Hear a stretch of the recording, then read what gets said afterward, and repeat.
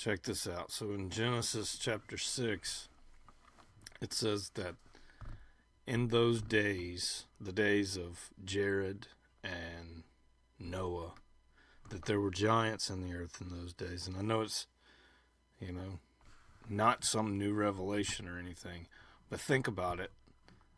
Giants. Like, what do we know about them? That's how they come to be is one thing.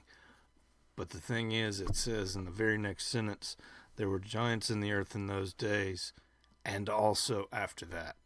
So let's get into this. Check this out. Before the rain, before Noah cut the first plank of gopher wood, the scripture records a presence that the order of creation did not accommodate naturally. Beings called Nephilim inhabited the earth in those days, sons of unions that the text itself describes with weight and without euphemism, warriors of renown, creatures that marked the earth with a force sufficient to enter the sacred record and remain there for millennia. Genesis chapter 6 verse 4 says, "There were giants on the earth in those days, and also afterward." The first part every reader absorbs without difficulty. Giants existed, the scripture states firmly. Imagination tries to give them form. But the second half of the sentence is pressed against the first. 4 words that the flood will make impossible to ignore. Our technology makes coal 7 to 10 times more valuable than it is today.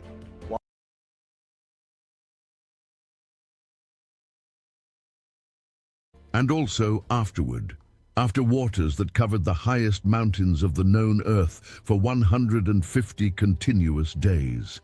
After every being with the breath of life had stopped breathing upon the ground, after the only door of the ark was closed while the world that existed sank outside, after a judgment described with language of absolute finality, with verbs that in the original Hebrew carry the idea of wiping away, of removing without leaving a trace. The flood was narrated with numerical precision throughout the entire account. 40 days of rain, 150 of the dominion of the waters, exact measurements of the vessel.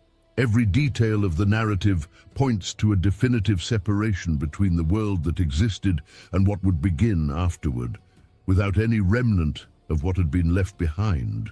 So when 4 words at the end of a verse say, "and also afterward," they open a silent fracture in the middle of the best-known narrative in the Bible.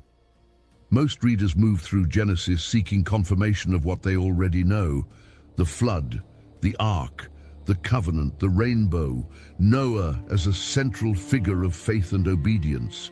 And in doing so, they pass over the phrase with the speed of someone who reads without needing to understand, without noticing the weight of what is written after the comma. The problem is not that the phrase is obscure or difficult to access. The problem is that it is exactly where no one expects to find a contradiction. It is in the... And see, that's the thing. If you think about it, it says there were giants in the earth in those days. Okay, that's an incursion. And obviously it says that when the sons of God fell to the earth, they looked upon the daughters of man and took them wives of all which they chose. All right, so when that happened, they have sons that were these giants because, you know, basically abominations.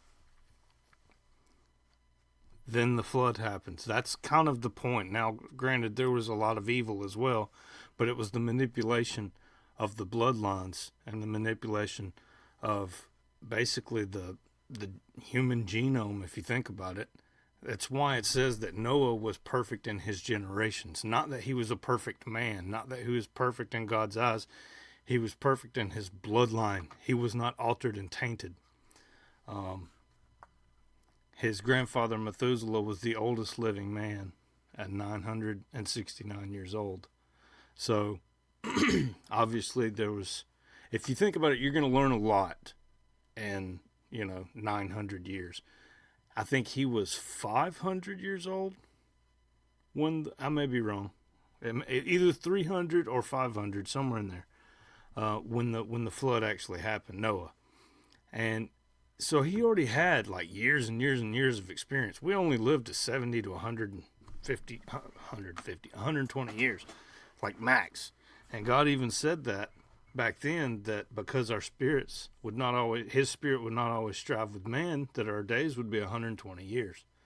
So he shortened our bloodlines, but the also after that part is crucial, because the flood came and it destroyed and wiped out everything except for those basically 8 men and 8 women. So if you think immediately after that, and not immediately, a couple of generations, several generations, you got the Tower of Babel, the dividing of people, multiple tongues, multiple nations, things of that nature. After that, you still, later on, you have Goliath, Philistines, clearly one of the giants. Maybe not to the level of whatever, but clearly one of the giants. All of his brothers from Gath, like, there's multiple incursions. And Jesus says in Matthew that as it was in the days of Noah, so shall it be again in the coming of Son of Man. So are they at it again? Is that what all of this, manipulation and genome manipulation is, with cloning and alien hybrid things? You're seeing a bunch of stuff out lately. Who knows? All we know is that what Jesus said is definitely true. And I've said it in several of my videos, let God be true and every man a liar. Middle of a text that has been read by billions of people over millennia, in a verse cited in sermons, in Bible studies, in theological commentaries of every size. And even so, the second part of the verse rarely receives the same weight as the first. The record of the giants before the flood is discussed. The "and also afterward" is usually treated as a minor detail. But a minor detail is exactly what it is not. Because when the biblical narrative moves forward centuries beyond the flood, what appears in the text demands that this expression be revisited seriously. Now, we can't explain it. We don't know how it happened. There's no expounding on it. So a lot of Christians just let it go just for that reason, and there's nothing wrong with that. I mean, because we literally cannot say for sure definitively. The Bible doesn't say. It just says that it also happens after that. Jesus said, and Jesus didn't necessarily say that there were giants back then, so there'll be giants again. He said, as it was, they were drinking and giving in marriage and things of that nature. He didn't mention the giants. I am taking upon myself to add that, and I just want to let that be known. I don't want to be no false preacher or prophet, even though I'm not a prophet. But the fact of the matter is he made reference to the days of Noah, as it was then, so shall it be later. And if that's the case, yes, I'm drawing conclusions, but as stated, if that's the case, is there another incursion coming?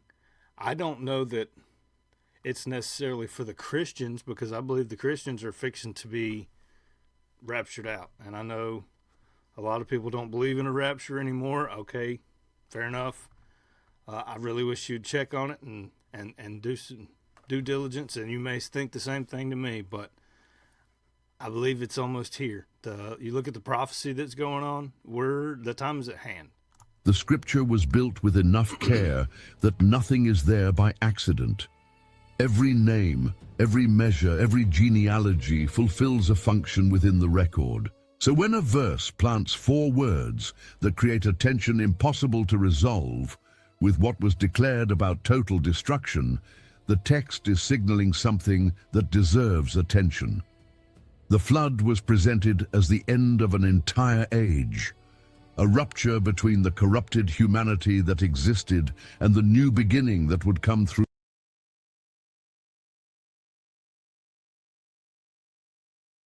Have you ever seen people flipping houses and say, man, I wish I could make money like them? They've got dumpsters there, they've got contractors going through Noah's hands.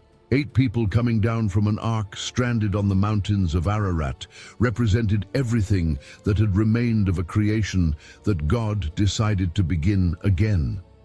With all that weight upon the account, the expression "and also afterward" carries a tension that will only reveal itself completely when the text moves forward to what came later.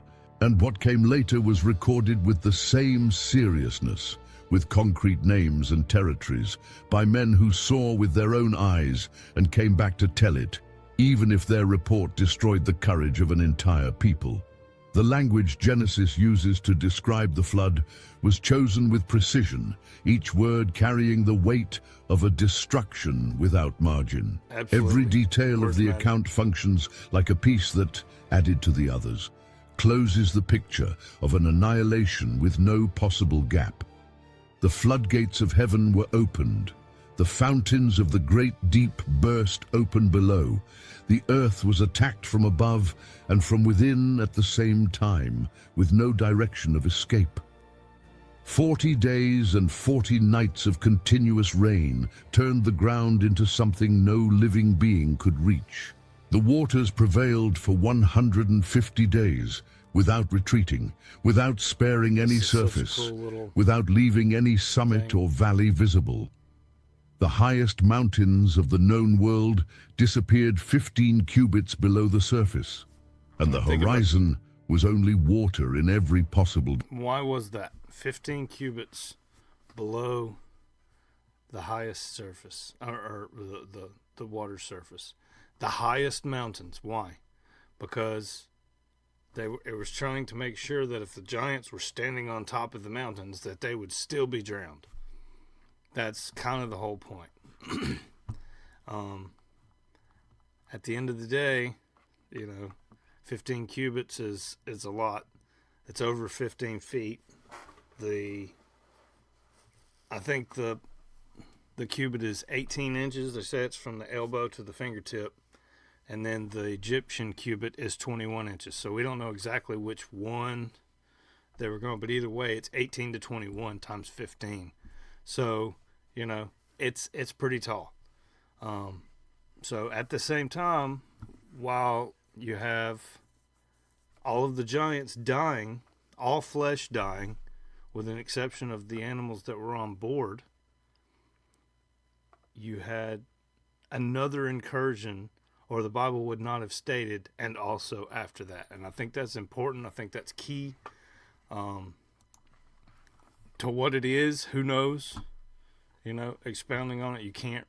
But that's basically the take that I have on this. That's going to be the end of this video. Just keep in mind, Jesus did say that in those days, they didn't know that the flood was coming.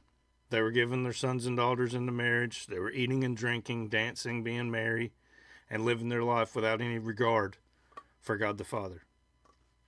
And even if there's nothing to the giants, there's nothing to the angels coming back and manipulation of the genome, there's still that element of we're ignoring God and we're living our lives without focusing on it. And God's going to come like a thief. Because otherwise, why would he come like a thief? But he said if the good master kept watch, his house wouldn't have been suffered. But that's all I got. God bless.